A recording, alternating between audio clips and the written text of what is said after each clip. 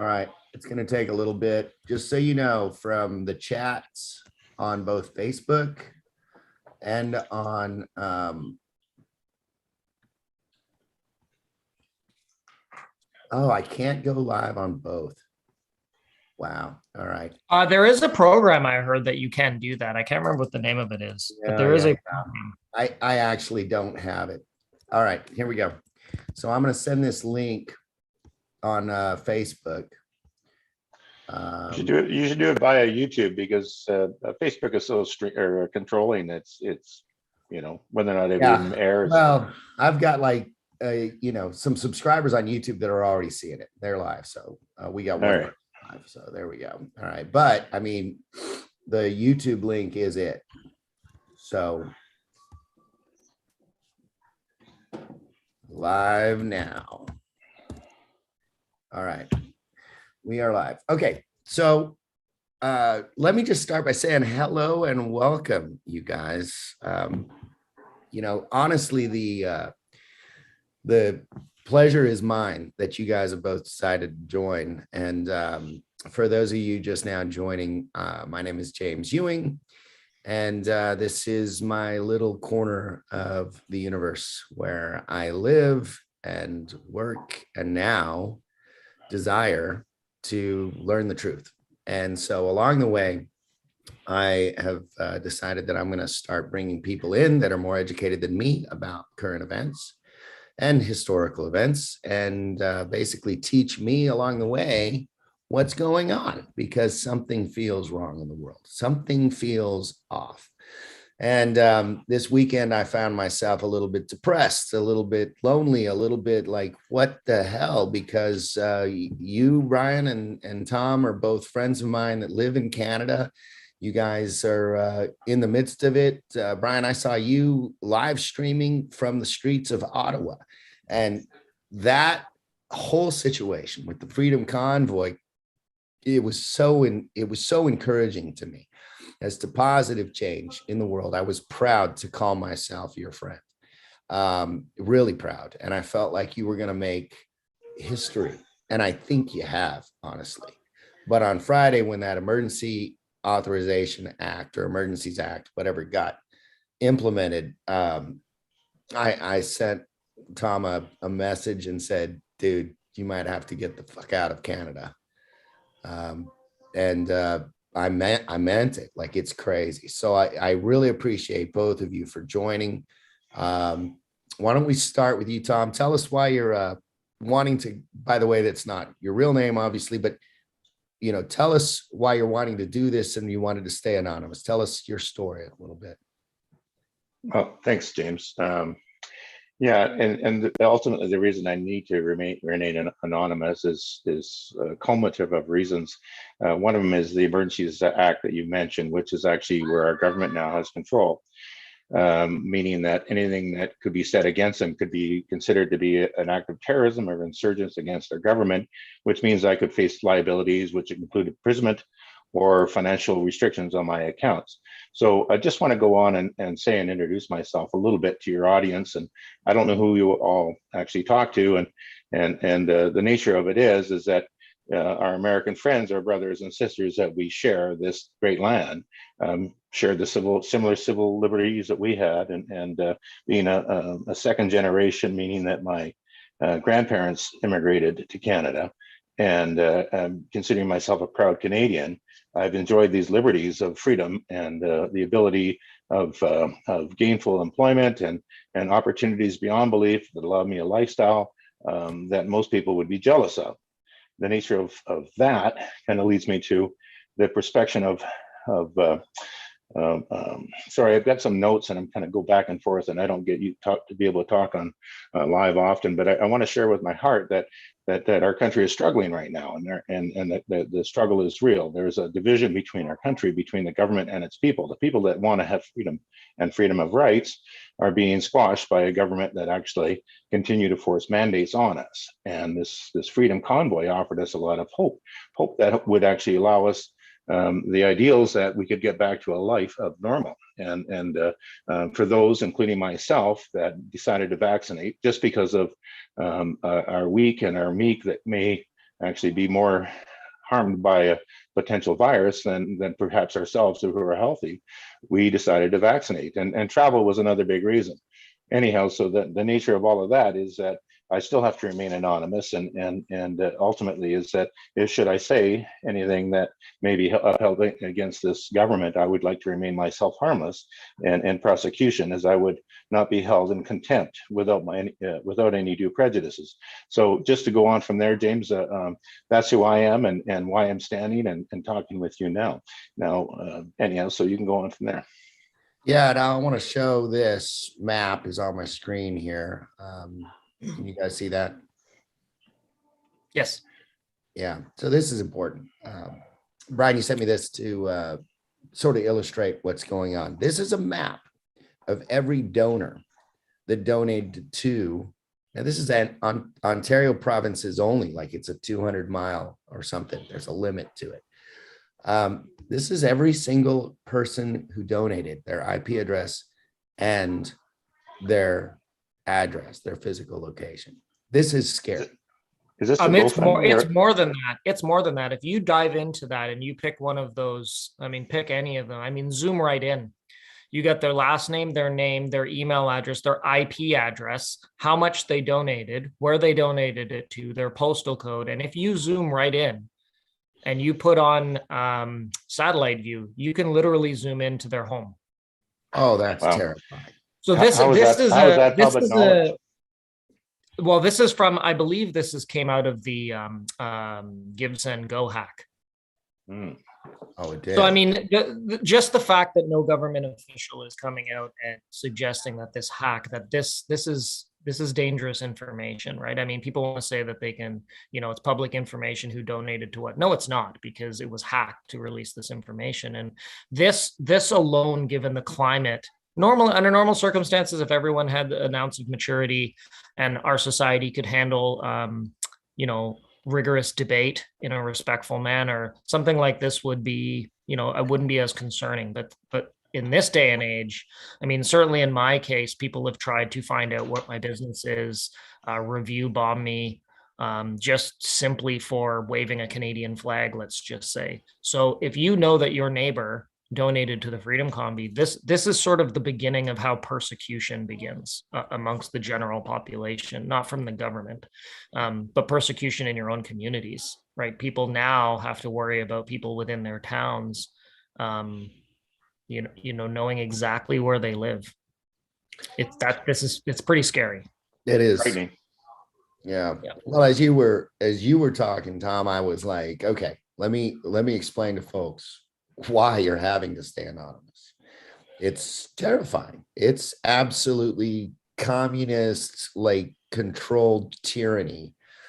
And it's basically like you're gonna get good social credit by turning your neighbor in, is how bad this is to me. That's terrifying, I think. Right. I agree. Really I think it's a little bit more insidious than that, personally. I don't think, like, I hate to use hyperbole to scope it down, because I certainly share the same concerns, but the way I view something like this is a little bit more insidious. When you look at things like this, is this tyranny that a bunch of people that, donated to a certain cause are identified? Not on its own. No, but we're living in a world now. I believe it's a slow drip feed of sort of social conditioning. So for example, if you live in Canada, or you're certainly located in Canada right now, and I've asked a few people this, when you're driving around and you see a Canadian flag waving at the end of someone's driveway or off of their car at this moment in time, you no longer feel like, oh, that person's just celebrating being a Canadian. You immediately now link that to, oh, they must be Freedom Convoy, supporters. And this is that sort of hijacking of the flag. When someone's yelling, freedom in Ottawa because they're protesting and they're asking for their rights back, waving a flag seems like a pretty rational thing. But the government is now, and certainly the media companies are now, trying to associate waving the flag and saying freedom as some sort of white supremacy symbol. And people have to ask themselves, not to be too crazy about this, but, you know, in the 1930s, how did they go from having a German flag into waving a different sort of flag? And well, I think it starts that insidious sort of, you know, slow drip feed of, oh, well, you start associating the Canadian flag with that freedom convoy. And that was a bunch of white supremacists, racists, and misogynists. And now suddenly the flag, you know, starts to take on a different meaning. And then you slowly drip feed. Well, also now here's, by the way, here's where they live, you know, That's and terrifying. you know, it's that sort of linking of linking of things that leads to persecution. You know, it doesn't seem insidious in the beginning, but it's just a continuous, you know, a continuous drip feed of dehumanization of people in persecution that, you know, I don't want to be hyperbolic and say, you know, we're in 1930s Germany, but we're certainly, I think, in danger of sliding down that slope. Now, you, being all the way in Western Canada, Eastern. I mean, is it the same for you guys? Well, sorry. Well, yeah, we've got our freedom flags. I've got the Christmas lights up, and my fence says spelling out freedom. So Really? I guess I'm one. I guess I'm one. You're one of those crazy. Well, that, you know, that's a little bit more explicit, right? So yeah, I guess I am linked in with the crazy supremacists, and being white, I guess that makes me even more so. No, I'm truly just a proud Canadian, and Yep. and I believe in their rights, and what Ryan's bringing up is actually more frightening to me than most that I even knew before now. So Well, it's kind of the reason I wanted to get both of you guys together. And I do want to hear your stories actually individually.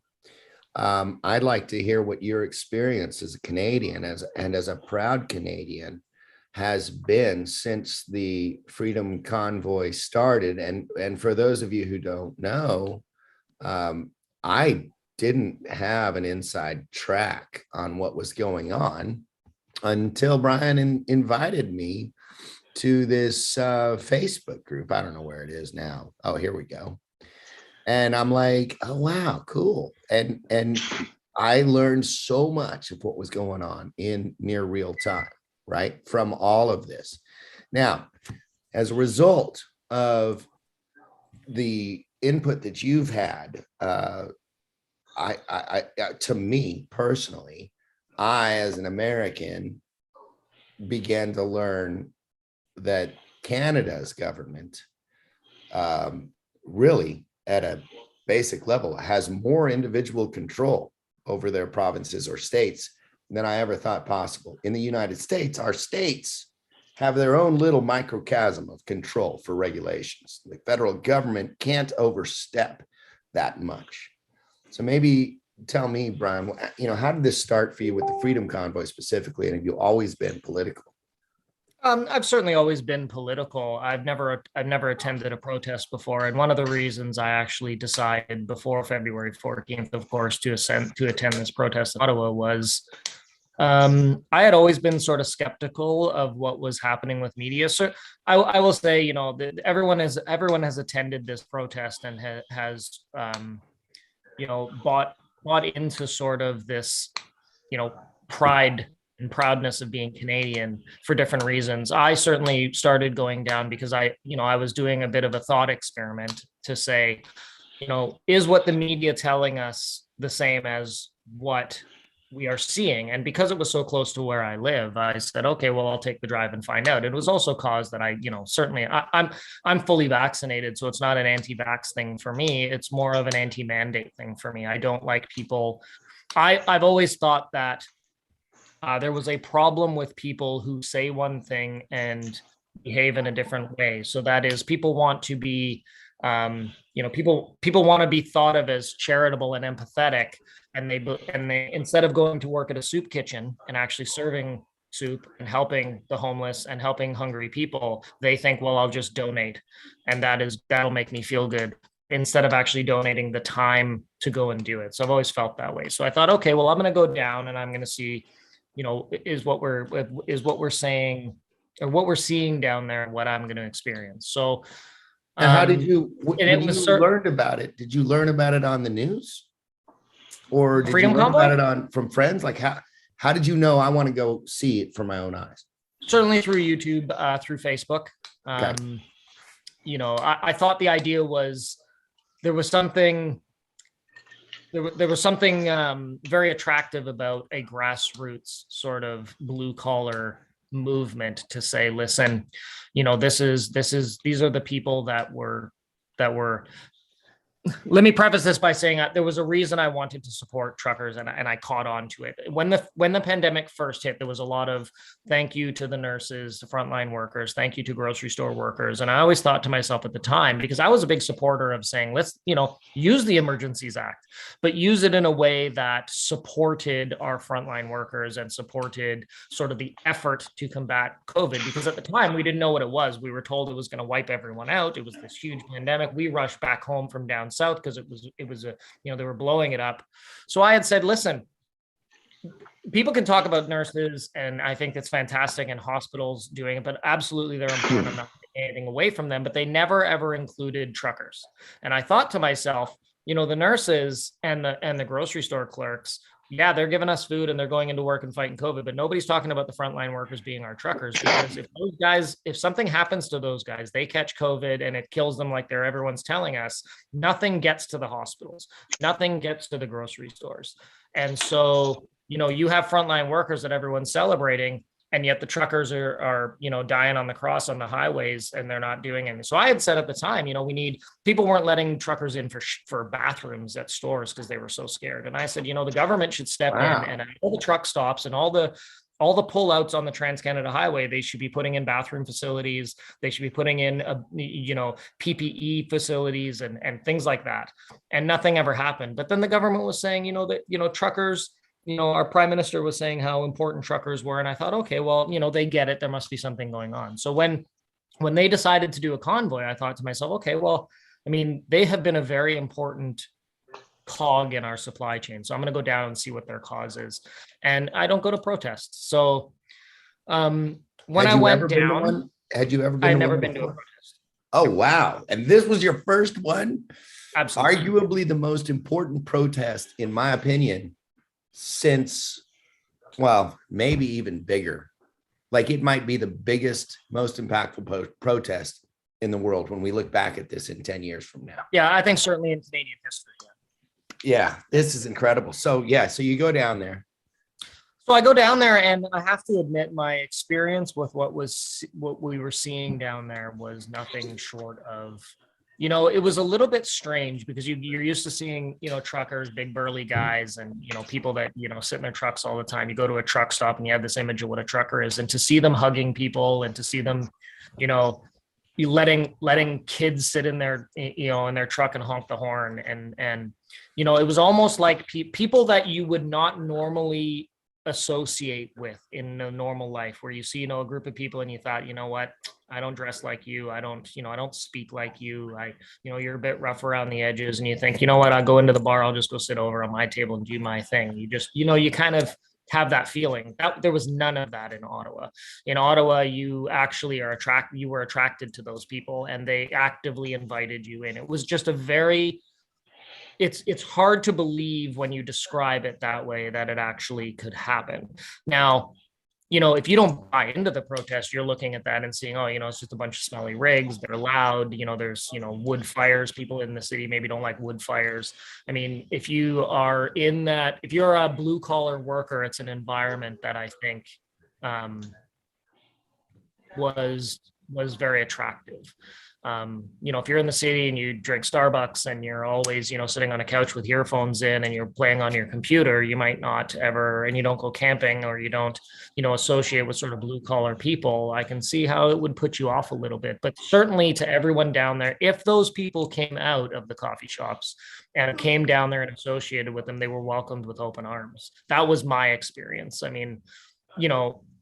Could someone find someone off in a corner somewhere that wasn't acting that way? Maybe. It certainly wasn't my experience, and I tried to find it. And did you, now, I guess at some point I started learning from you that the news media in Canada, which I didn't have access to, still don't, wasn't reporting the same thing. And that's really kind of when it started hitting home for me, is when you were actually comparing and contrasting it. And I talked to Tom about this too. I'm like, what's going on? And so that had to hit home, like, holy cow, this is a political thing. Part of my experience down there was to go down. I spent the night to go down, spend a few hours down there, record a few things for people that couldn't attend, then go back to my hotel room and specifically watch our Canadian news, which is CBC, CTV, and Global, and see if what they reported in that evening news cycle was what I physically saw down there.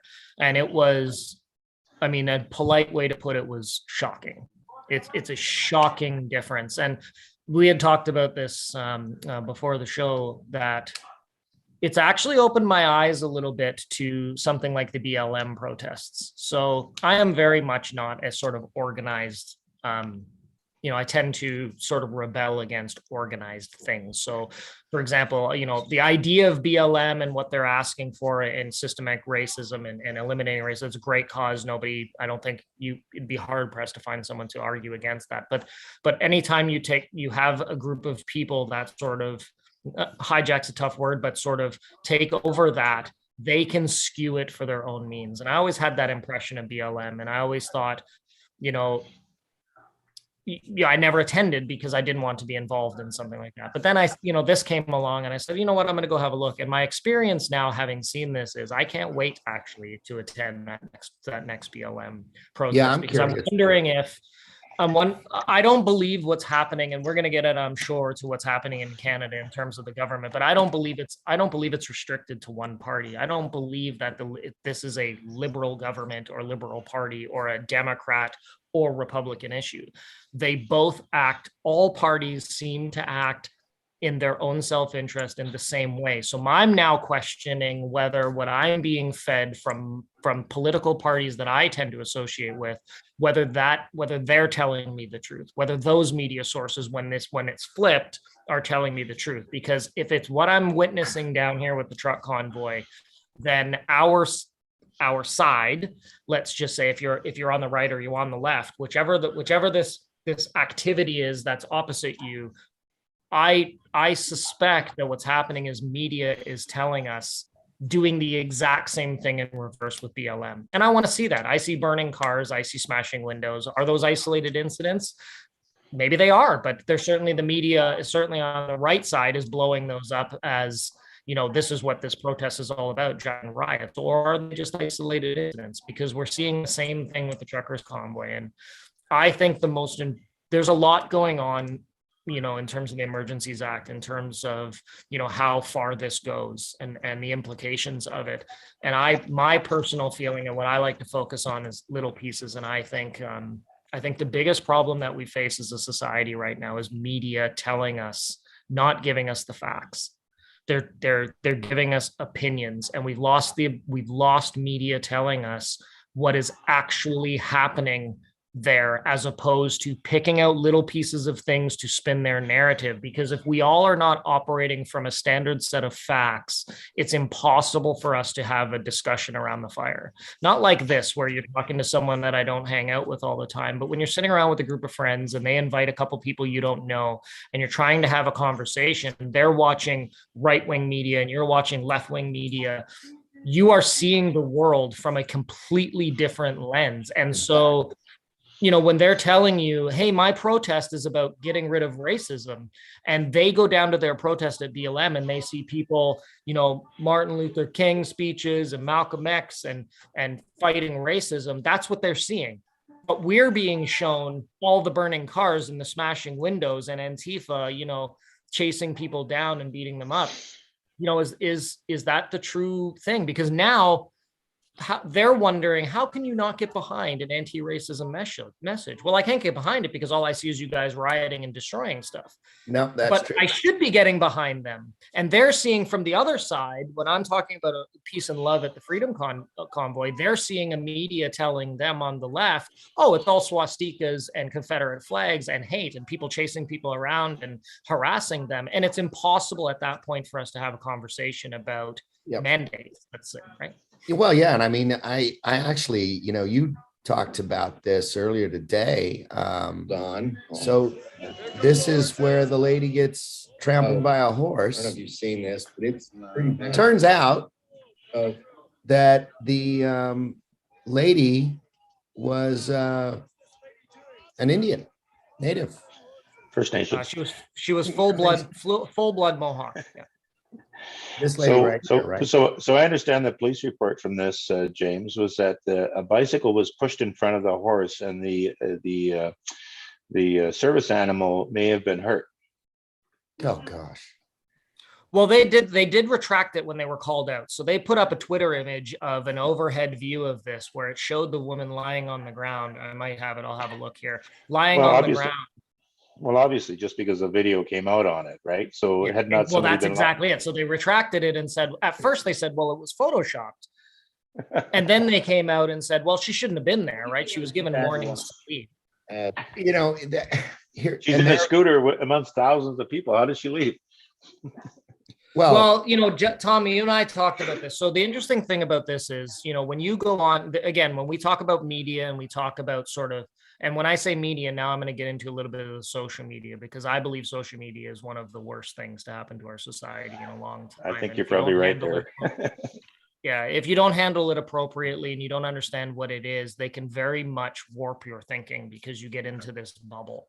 And what you saw with this, right, is everyone that talks about this, if you're on the right, you're like, oh my God, this horse, you know, trampled this woman. It's like police brutality. And I believe it is. Regardless of how you look at this, I believe that is wrong. You cannot ride a 2,000-pound animal into a crowd of people, whether they're protesting or not. If they're shooting you, if they're, you know, punching and hitting you with things, maybe. But unarmed protesters, and there's a video of this woman right before this incident. I don't know if it's in this video, but if you rewind it where she's talking, please, we need peace, we need love, and we need unity. And she's not violent in any way. But the interesting thing about this is, if you go on social media and you talk and you see the comments of how, if you're on the left, you're looking at this and saying, well, she was warned. These people were warned to leave the area. It's a red zone. However, if you read the Emergencies Act, so in Canada, we have a Charter of Rights and Freedoms, which allows peaceful assembly for the purpose of protesting. Okay, so there's that. Now, the government has come along and said, well, the Emergencies Act overrides that, and we're determining this to be a red zone. You're illegally in this location. You're not allowed to protest here, and you're not allowed to peacefully assemble. Well, if you read the Emergencies Act very much, and I think I don't know if you have this, but I have it as well. You had it up a little earlier there. Yeah, there we go. So this is the Emergencies Act regulation that the government has presented to the House of Commons. So under Section 2, if you scroll up there a little bit, scroll up, right there, it says that basically under the prohibition on public assembly, a person must not participate 2.1 there. Yeah. Person must not participate in a public assembly that may reasonably lead to a breach of the peace for blah, blah, blah, blah, blah. The A and B don't matter. But if you scroll down to where it says exception, subsection 1 does not apply to a person registered as an Indian under the Indian Act. This woman is a full-blood 100% Mohawk. Parliament of Canada in Ottawa sits on unceded Indian land. In other words, this woman had a right under both the Charter of Rights and Freedoms and the Emergency Act itself to be where she was.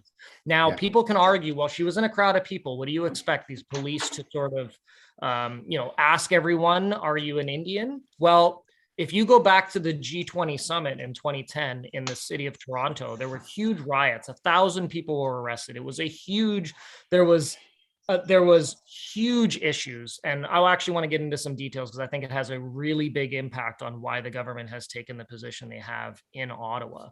A lot of the players actually overlap, believe it or not, especially one major player overlaps with what happened there in the implementation of the Emergencies Act. But a judge ruled there was huge settlements after the G20 riot and the response from police, and there were $16.5 million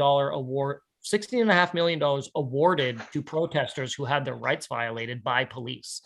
And one of the comments, one of the rulings from the judge was that kettling was inappropriately used because kettling is the act, if people don't know, kettling is the act of police effectively corralling protesters. They make lines of police and they corral them and then move them where they want to go. And what the judge ruled, and part of the $16 million settlement there, was that the judge ruled that when you kettle people, you indiscriminately target people that are peacefully protesting, because your action, they have a right to protest.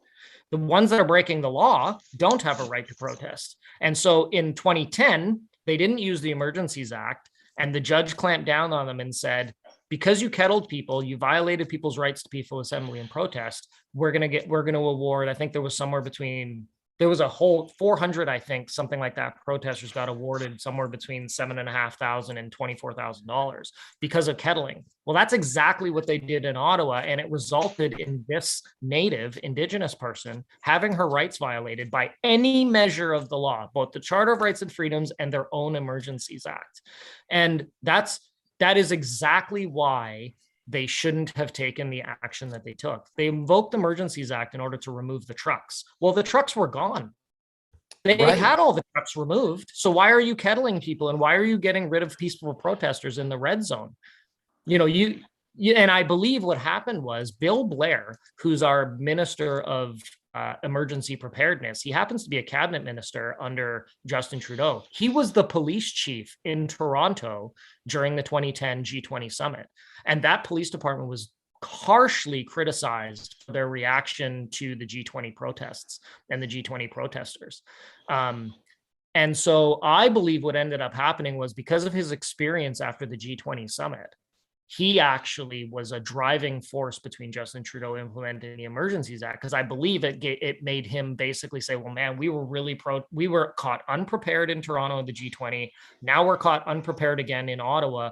But in the G20, we didn't have the Emergencies Act, and a lot of money was paid out in settlements for violating rights. Well, the Emergencies Act allows us to violate rights basically under martial law. So we can go in and do pretty much anything we want to these protesters, and the Emergencies Act will give us a shield. So it's like immunity for breaking your own. Now, you guys have a constitution, right? Like the US?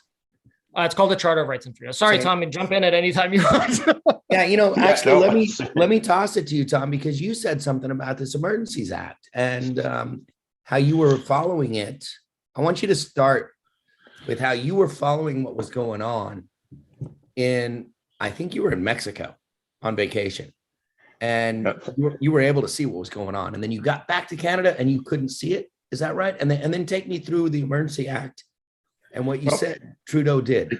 I just want to show my appreciation for Ian and his knowledge on what's going on and your participation in this, because truth, I was in Mexico for most of this, and being proud, I was a supporter, but the nature of my travels is that if you're searching for a hotel, and most of my hotels, by the way, I was traveling for over 3 months, is that I pre-booked some of my hotels when I had left, because there were vacation deals. But when I'm traveling, I like to shop locally, and sometimes I do it by VPN. Sometimes I just knock on a door.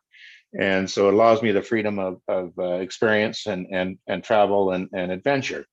And with that freedom of expansion of adventure, I was operating on a VPN, and often I'm operating from a Mexican VPN. And so I'm receiving information from my friends who was actually, more involved in this sort of thing in Canada, and I'm able to search. And this same insurgence is actually happening elsewhere in the world, where people are wanting to rise up against their infringements of what they consider rights. And being a Canadian, and I believe that we do have rights, I was quite intrigued by it. And anyhow, so the nature of it is that I was giving myself an education with all this freedom of information as I'm continuing to research, and I've got plenty of time on my hands, because I'm either at an all-inclusive or I've got a beach chair with free Wi-Fi.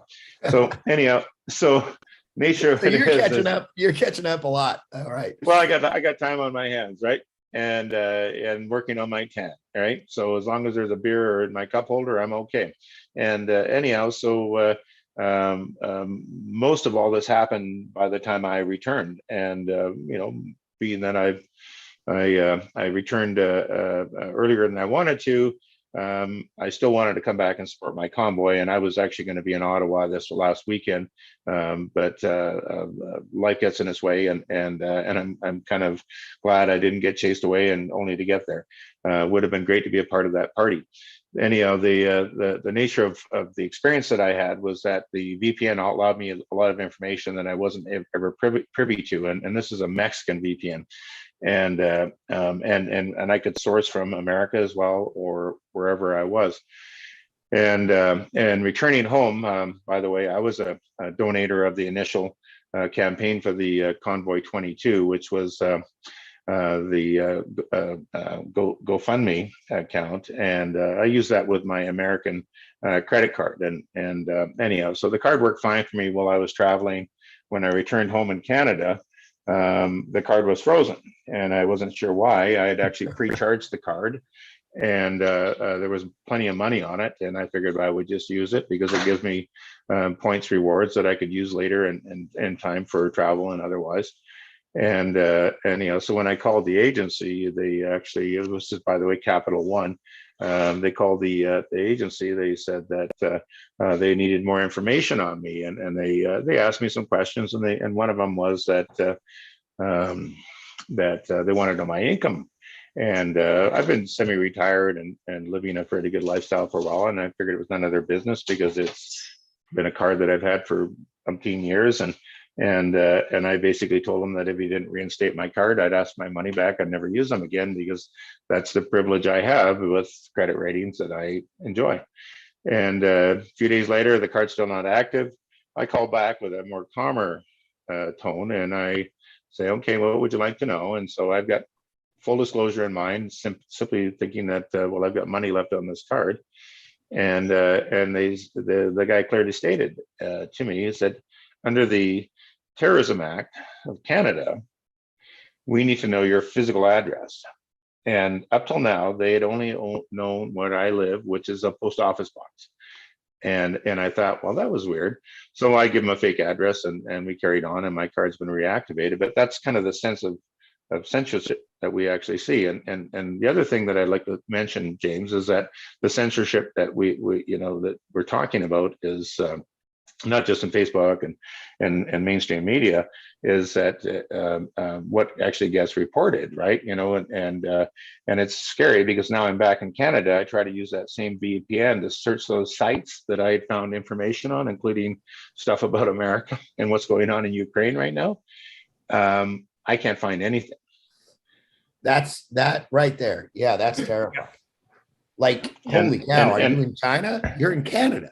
And that's, well, I know, that's happening, by the way, in multiple sources. There is a, we talked about this earlier. Sorry to jump in there, Tom, but not at all. There is a YouTube channel from someone named Mr. Sunshine Baby, who was editing video and putting up video of the Freedom Convoy, just like I was doing, going down, what's the truth down there? Now, of course, he supported it. And I think that's why this happened to him.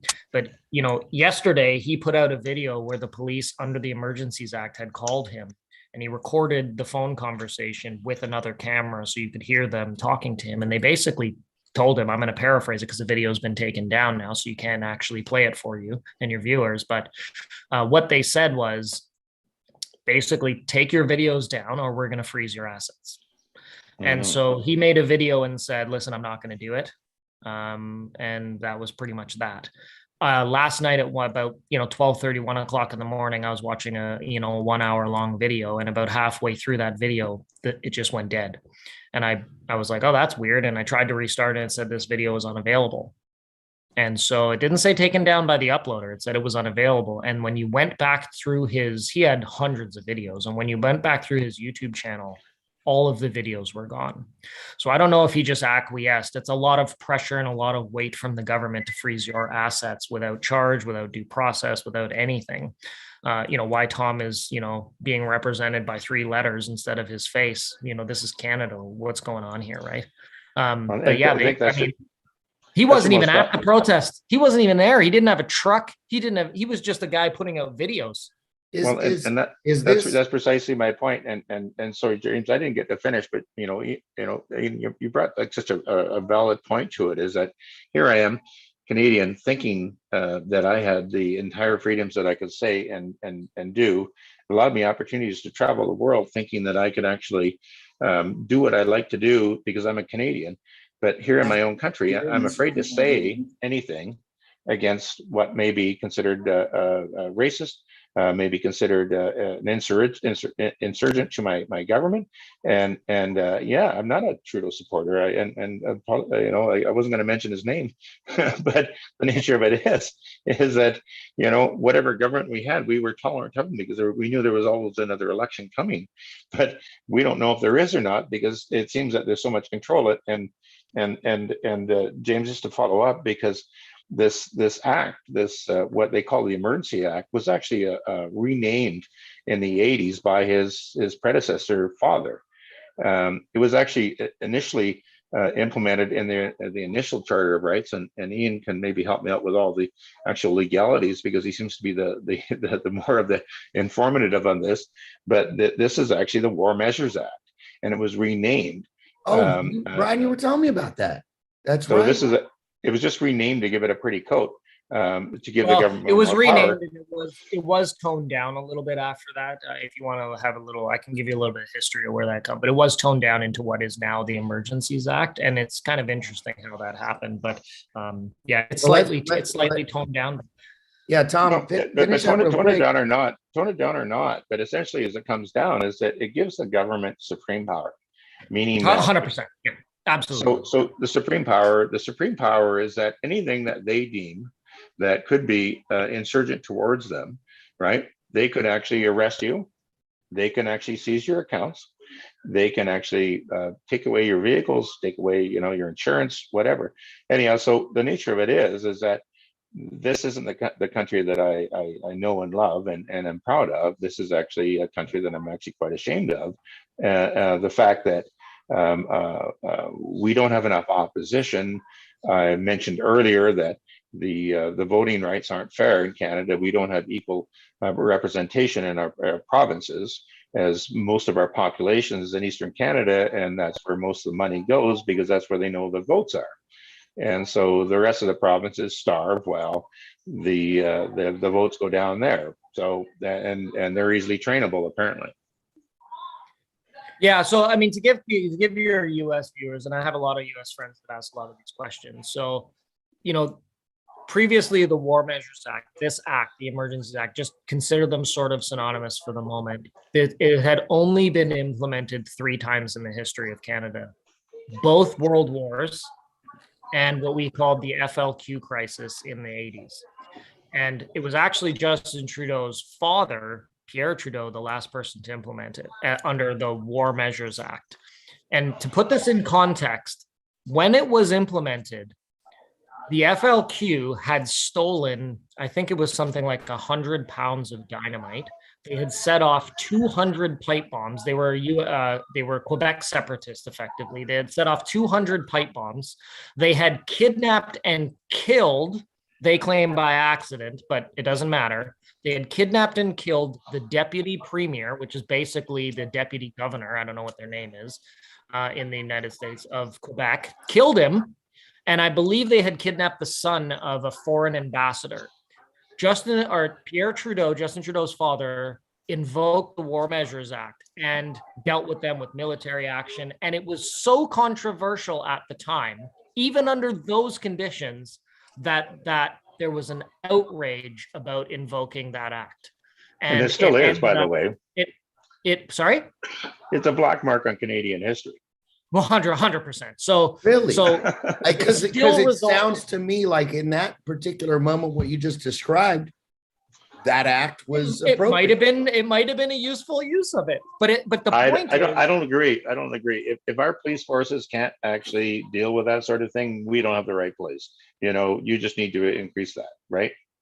Well, again, all I'm suggesting is, it's debatable, and clearly our parliamentary system and our democracy debated it, and they determined, okay, well, whatever our opinion is, they said that was controversial enough that we needed to tone down the powers of the War Measures Act domestically. So they changed it to the Emergencies Act.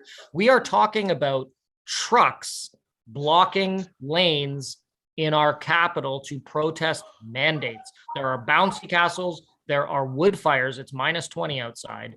Nobody has been killed. Nobody has been seriously injured. No buildings have been set on fire. No cars have been set on fire. There has been none of that. And the idea that the government cannot clear those trucks without the powers of the Emergencies Act is absurd. They have all the powers. They just didn't have the police force. And this is where, you know, I believe what ended up happening, because I was down there. I actually believe that the police force, I believe the Emergencies Act was actually implemented to because Justin Trudeau came on board. And he said, listen, we need the powers of the Emergencies Act in order to. So one of the things that the Emergencies Act does, just for the viewers, is it allows the government, in addition to suspending rights or banning assemblies and all of that, so and seizing bank accounts, it allows them to compel anyone, any worker to perform their job, whether they want to or not. So Pause the big right problem there. was Pause right all there. of Pause right there, because in the United States, we don't have a definition for compel, but you explained it to me earlier. So compel basically means you do this or we're going to arrest you. You can go to jail for it. Is that what you yeah, mean? like if you're a plumber and they need a plumber, they wouldn't do this. But if they needed a plumber and you said, I'm not coming to do that for you, they're like, you're doing that or you're going to jail. That's okay. right. Yeah, that's terrifying. Okay? It's terrifying. So, and this is kind of, again, this is very insidious, because Justin Trudeau came out and said one of the reasons they needed this was because they needed to compel tow truck drivers, because tow truck drivers refused to come and tow their number one client, where they make the money. Well, that's fair. But sure, it's fair. So what he said was that's why they did it. I actually believe that was an excuse. My experience down there was the Ottawa Police Service and the police forces that were down there were, I don't want to say supportive. Right. I said but they were nudge, wink, wink, supportive. They stood back. They helped trucks move into position. They helped trucks reposition. And I think that because their brothers and sisters and their aunts and uncles and their friends were losing jobs because of mandates, that they thought, you know what? Have at her, boys. You're fighting for my freedom too. And I think, I don't know, this is not confirmed. This is just an opinion. But I think that my opinion too, by the way. Sorry? My opinion as well, Ian. Okay. I have friends that with similar experiences where police officers, RCMP, thanking them for their support. Right. I know someone who knows police officers that have called in sick and have voided being sent to Ottawa because they didn't want to actually shut this protest down. Now, my opinion of that is, I still, like a lot of people say, well, they're heroes. I actually think they're cowards. I think that any police officer who said, I don't agree with this, so I'm going to call in sick, or I'm going to make up some excuse to stay where I was, is a coward, because the actual truck drivers could have done the same thing. Those guys needed to get to the front line and explain to their co-workers and their brothers in blue, this is wrong, and stand up like the rest of the people in this country did. Thank you for saying that. I felt the exact same way.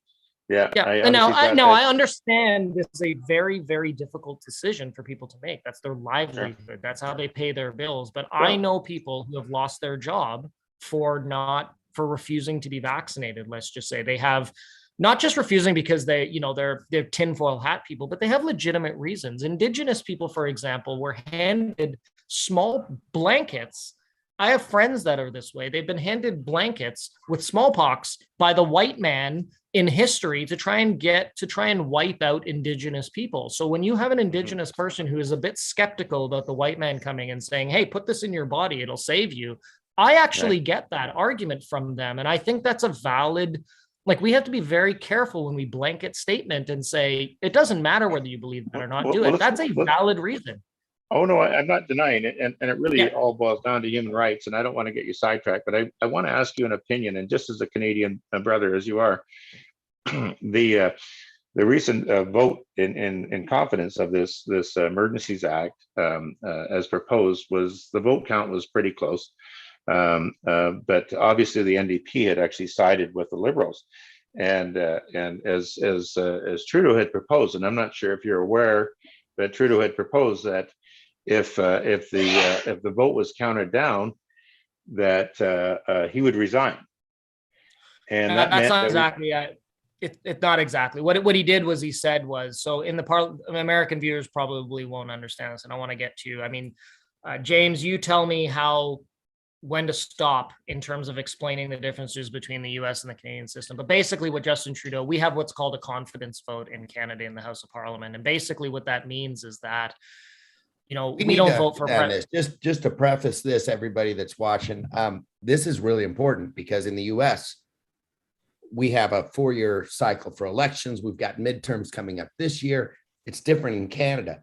At any point in time, this vote of no confidence can occur. So Brian, explain that, please. Yeah. It can trigger a general election. So effectively at our last election, we have a parliamentary system, which means that we don't have a 2-party system. We have a 20-party system, but only 5 of them really are consequential that hold seats in the House of Commons. There are 338 seats. So if you hold a majority, just like in the States, you form government, but there are 5 parties. So it's not guaranteed that any party will hold a majority of the seats. If they do, they're called a majority government. If they don't, they're called a minority government. So in this case, the Liberal Party, let me see if I can pull this up. The Liberal Party at the last election didn't end up with enough seats to form a majority government. So let me see if I can pull this up. Yeah, if you want to share your screen, by the way, I stopped a while back. So, and we're gonna wrap this up. I know it's late for you, Brian. Thank you so much for being on so late. No Tom, you as well. I know it's probably 9. What is it? I can't. Don't worry about me. I'm intrigued by the conversation and I'm hoping it reaches. I know you're no Sarah Connor, but hopefully your message gets read. So effectively, I don't want to get into too much detail, but because he doesn't have enough seats to have a majority government, he had to have the support. So there are effectively 5 parties that have seats. If the other 4 parties got together and put all their votes together, they would have more votes than the Liberal Party, so they could overrule them. So this is where the NDP came in. So the Bloc Québécois and who represent, they're a Quebec only party, and the Conservatives, they got together and said, we're going to work together. And then the Liberals were just for a second. So in my head, as an American citizen, we have Democrats, Republicans, and independents in the middle somewhere. And in our system, you don't collaborate together to try to win a particular election. In fact, if a Republican Party runs a candidate that's too extreme and a Democratic Party runs their candidate that's a little more moderate, it's pretty clear that an independent can draw enough votes away from the Democrat or the Republican side to make them lose. Yep. So in my mind, NDP, National Democratic Party, the Liberal Party, this is for your government, as opposed to the Conservative Party, right? Mm-hmm. Those, in my head, that equates to Conservative Party is Republican in the US. Yep. Yep. The Democratic Party, the National Democratic Party, is independents, basically the middle ground, and the Liberals are the far left. Am I wrong on that? Yeah, but pretty much. I mean, I would equate the NDP as basically the far left. NDP is the far left. They're a socialist They're a socialist party. They model themselves that way. They are a workers' party. This is why this vote. Vote. Sorry, I'm just going to add that they're the party that actually are supposed to be standing for the rights of citizens of Canada. Workers. They model themselves as the workers' party, the blue collar workers' party, which is why I'm glad you what you're saying, Tom. Yes. So the Liberals are sort of the Liberals before Justin Trudeau. I would say there's probably a competition right now for who's the most left out of the NDP and the Liberals under Justin Trudeau. But previously they were center left. They were center left, the Liberals. Thank you. Yeah, I appreciate that. So the way it works in Canada is we don't elect our prime minister. We just simply all the parties elect their own leader. And when you have a general election, whichever party wins the most number of seats, the leader of that party becomes the prime minister. So it would be effectively like you guys just had a general election between Republicans and Democrats, and whoever got the most number of seats, their leader became the prime minister or became the president. That's how it works in Canada.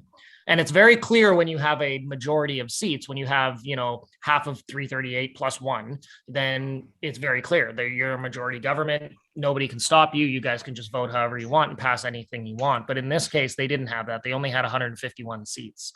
So wait a minute. In this case, do you mean when Justin Trudeau got put to prime minister, or do you mean the Emergency Use Act? When he was put to prime minister, he only got 151 seats. And that's because there was a handshake agreement between the NDP to support him. So there wasn't enough votes to overrule him. In fact, if the NDP and the Bloc and the Conservatives got together and formed what we call a coalition government, they agreed to work together, Justin Trudeau wouldn't have been the prime minister. It would have been the leader of. Can I add to that this election was actually held during a pandemic? Yeah, absolutely. Yeah. We're more than 35% of the votes were actually count on electronic, meaning that there was no credit check to anything, meaning that whoever actually voted. So it's a very difficult pill for me to swallow, where he won an election that we couldn't actually vote at, because polls were excruciating to actually go and vote at. So people just decided to do it electronically, and whether or not votes were ever counted or not, it's very, very hard to say. It's very skeptical. We had the interesting US. We had the same thing in the US with this strange election cycle in 2019, 2020, when Trump and Biden were fighting with each other, obviously, and it basically just reversed the election. So I didn't know that happened in Canada.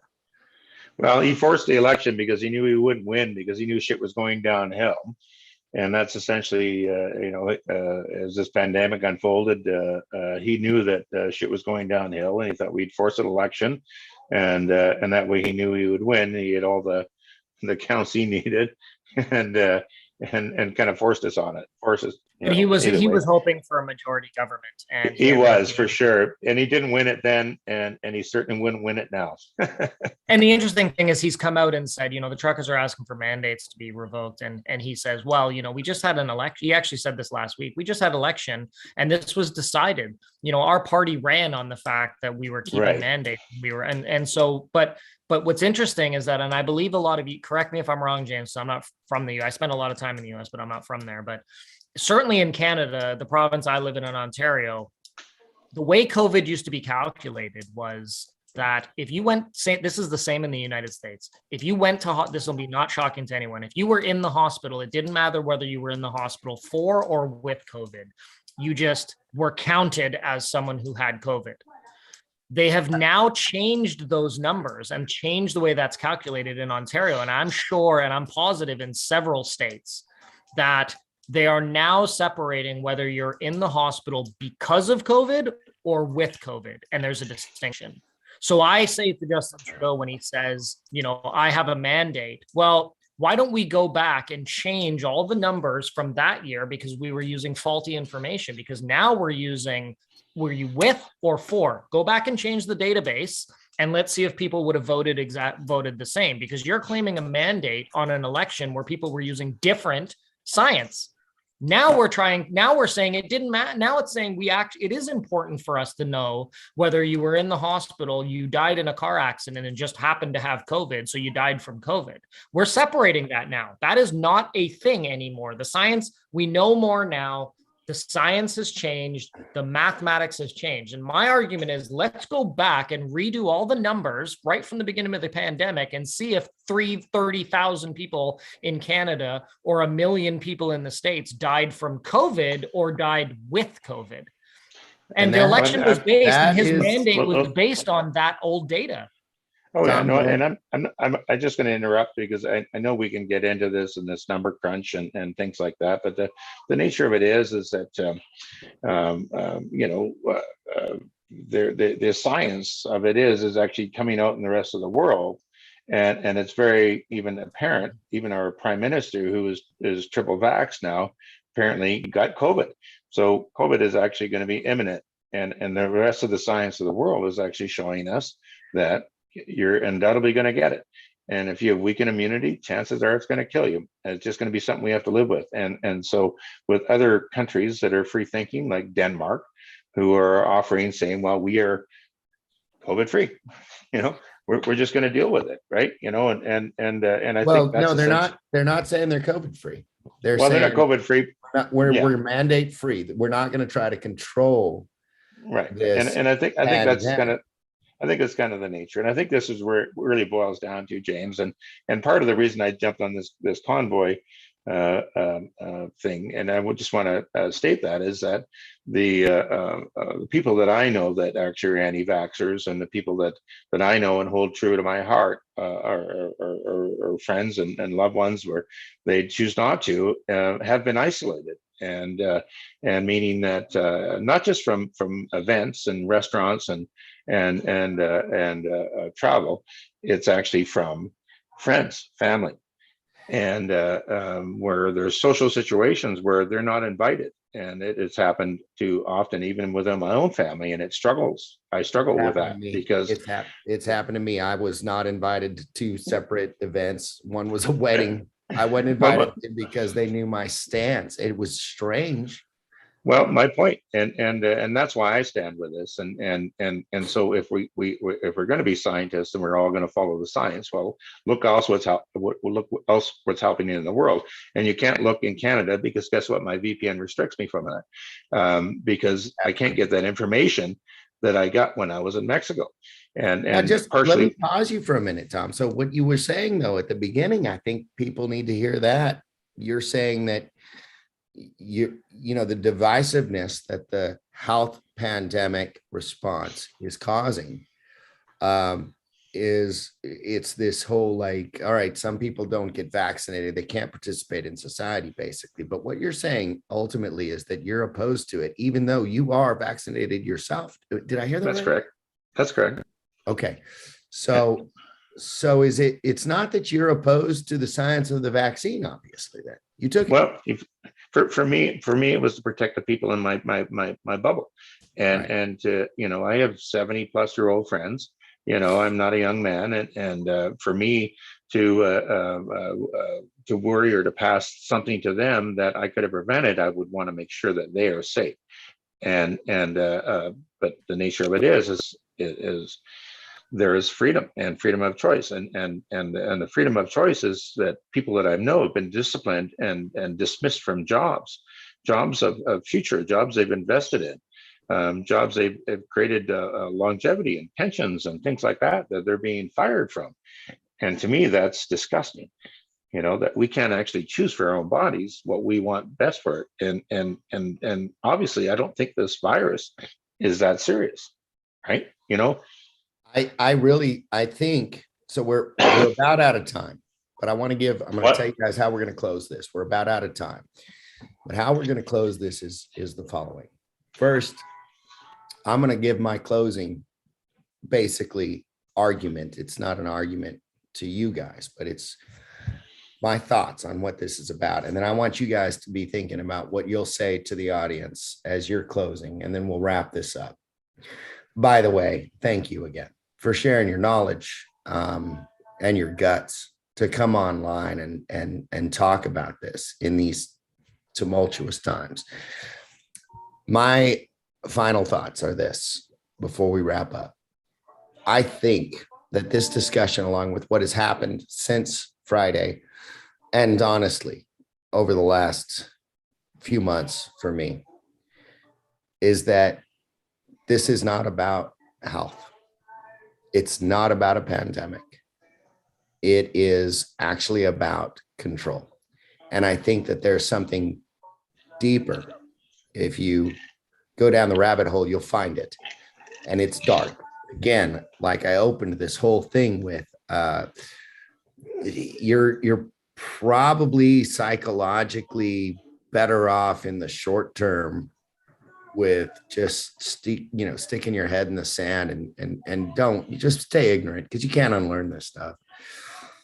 If you're already uncomfortable with what's going on, you got to find out what's going on. You got to go ahead and dig in, and you're going to have to choose a side when you do. And you're going to have to choose the sides that really will shape your future, because what I think is happening is that there is an actual war, and it's not a war for your health, and it's not a war for money.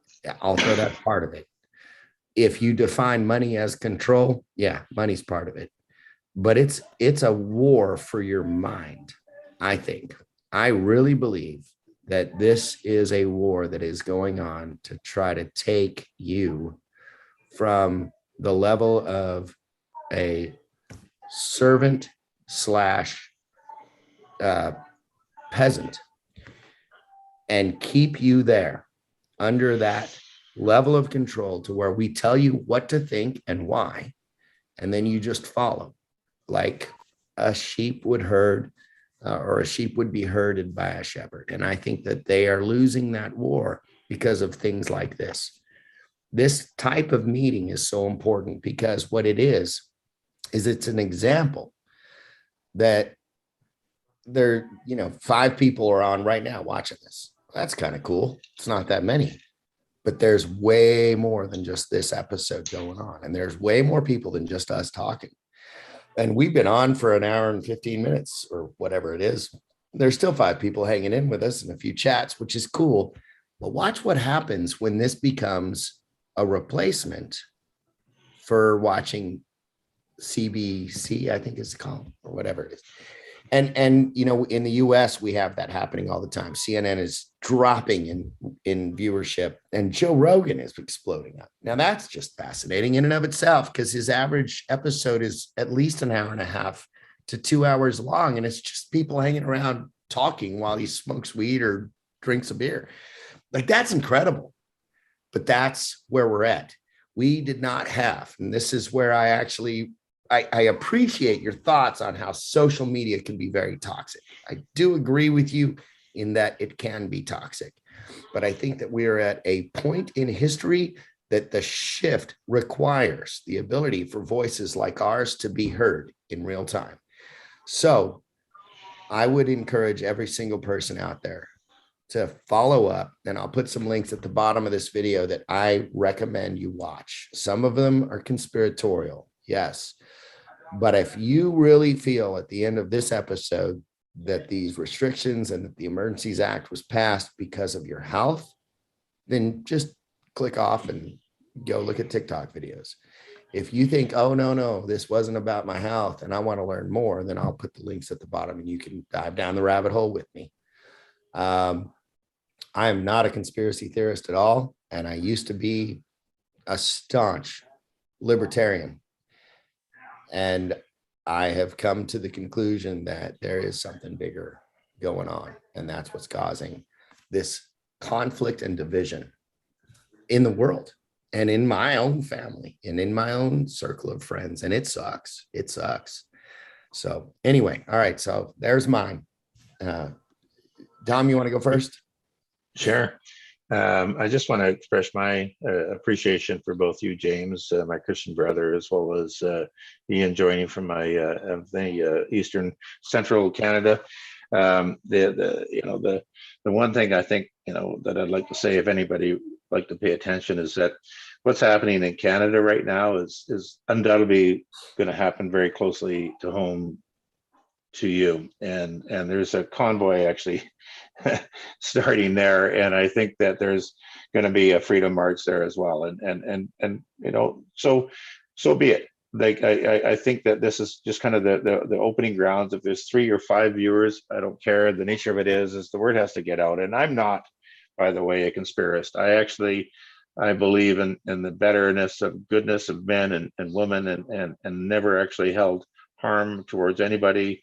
I just actually am a little worried for our country right now, and actually I hope that we survive this, and I hope this doesn't end up in anything more than just another general election. Yeah, good point. Brian, you want to close this out? Yeah, I mean, I think that again, I think there's a lot of concerns around the Emergencies Act. I don't want to kind of get into that. There's definitely, I'm not belittling that, but one of the biggest things I'm concerned about is just our access to information and access to the truth. Whether you get that from this podcast or whether you get that from Joe Rogan or you get that from anywhere else, you need to question what you're being told, because the truth is stranger than fiction. People. I understand that people can't spend 3 hours watching a Joe Rogan podcast. Most people won't do that. A lot of people are starting to do that. His viewership and his subscribers are unbelievably off the charts. But people need to sort of just question a little bit. You have to dig in when we say dig into the rabbit hole, not of conspiracy theories, but the rabbit hole of YouTube.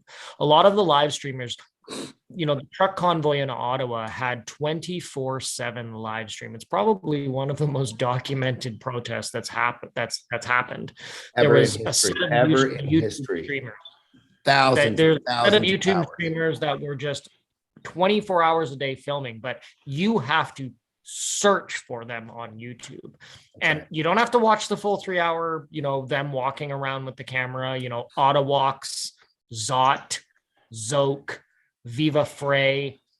There's a Travel Fund 69. There's a ton of them that were out there. Rebel, Red Prince. Rebel News. Yeah. Fine is you don't have to watch the whole thing. This. But when the government is telling you, and when the legacy media is telling you that it's all swastikas and hate, all you got to do is watch 10 minutes of these guys walking around set on different days to find out, is that true? Are there a lot of swastikas flying around? In fact, there was only one swastika flying around, and it was a guy who was there from Romania. YouTube has now deleted the video, and I believe it was under the order of the government, because the guy who witnessed the guy walking around with the swastika, that guy was from Eastern Europe, and he was there saying, do you want your country to end up like this? This is what Justin Trudeau is doing to Canada. He wasn't there to say, hey, let's all become Nazis. He was there saying this country is turning into fascist Nazism. Don't do it. Now, it's a little bit of a lack of judgment to show up to that protest with that flag, and he was dealt with. And same with the guy with the Confederate flag. It was the truckers who got that guy to leave, because nobody wants that message. So they've been focusing on that in the House of Commons and on the news for weeks, and there is none of it down there. Am I saying nobody down there believes in that stuff? No, there's, it's a huge group of people. Do I believe that, like the couple of people in the BLM protest that are violent and that hate the government or want communism, that everyone down there? No, but what I'm saying is get out there and see for yourself. I'm going to certainly commit to doing that. It's opened my eyes. And I think that, you made a comment, James, a little bit about pick your side sort of thing. I'm kind of hoping that we don't do that. I think there will come a time that we do that and we say, okay, you got to pick your side. And I've certainly said things similar, but even during this conversation, I've been thinking about it. Don't do that yet. Get out there and see if you can actually physically put yourself in the shoes of someone from the other side and see if it's true. Because my experience, I love that. The legacy media is lying to us. And if you put yourself in those shoes and you see and you still have the same opinion, go pick your side. Nobody's forcing you to do that. But my experience has been, I am more likely now to attend a BLM protest because of the trucker convoy, not the other way around. And I believe there are thousands of people down there, in my experience talking to them, that are willing to do the same thing, and including Indigenous protests. It's actually opened our eyes to do that. And I challenge people who are on the left and who are attending BLM and Pride protests and whatever, intersectional protest you want. I'm challenging you to think the same way, to say, listen, forget what someone is telling me. I'm going to go down there and talk to these people and see if that is true. Because in my case, it changed my eyes. I'll see you guys at the next BLM protest in Toronto or Ottawa when it comes, because I want to come down, and I don't want to hear sort of the social media and the legacy media spin on what BLM represents. I want to go down and talk to people about how racism has affected them specifically. I don't want to hear about systematic racism. I want to hear someone who's experienced systematic racism, and I will fight that with them. And that is what the trucker protest has done to me. It's not turned me in thinking I want to overrule the government and I want insurrection and I want the government gone. It's brought me closer to Canadians, and it's brought me closer to all of them to say, listen, this is eye-opening. I am challenging a higher sort of, government and legacy media spin. But that's opened my eyes to actually bring me towards the other side. It doesn't mean I'm going to join your side and I'm going to suddenly become a left-wing nut job. I'm going to at least ask the question. And it gives them an opportunity then to talk to someone from the other side that has an open mind. And we need more of that, not less of that. We need more of it, because we can't sit around a fire and have a conversation with people that are getting false information. We should all be rallying around the idea that we need the media to tell us facts, not opinions, facts. You let us make our own opinions, because that's how we vote and that's how we have discussions. We don't need Fox and we don't need MSNBC telling us what those opinions need to be. We need you guys to report on what is actually happening on the ground and trust us to form the opinions. And that's what's lacking in our society. Wouldn't that be a treat?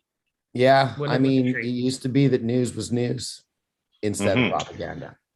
So I'm showing this on my screen. I'm not going to walk through it verbally, but I'm showing it on my screen so you guys can see that you're not going to see everything that's true, even from YouTube. Although you're watching this on YouTube, thank you for that.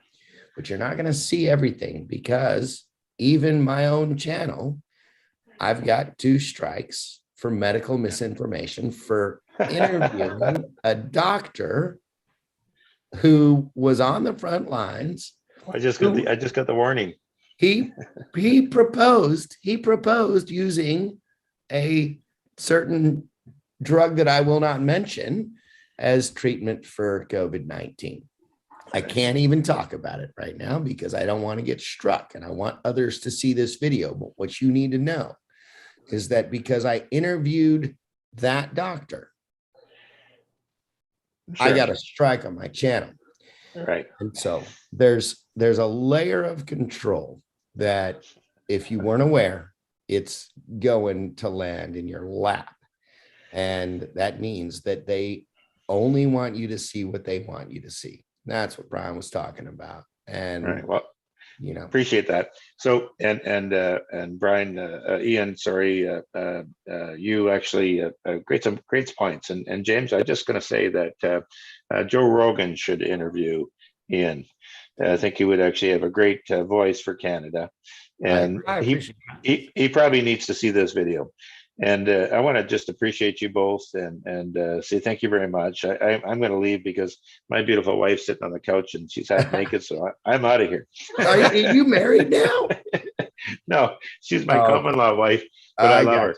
All right. Hey, I love you guys both. Thank you so much for your time, your courage, and thank you. Thank you. Nice meeting you, Tom. Thanks, James. All right. Love you guys. Bye-bye. Good night, brothers. See you on Joe Rogan. Yeah. I look forward to that. That'd be awesome.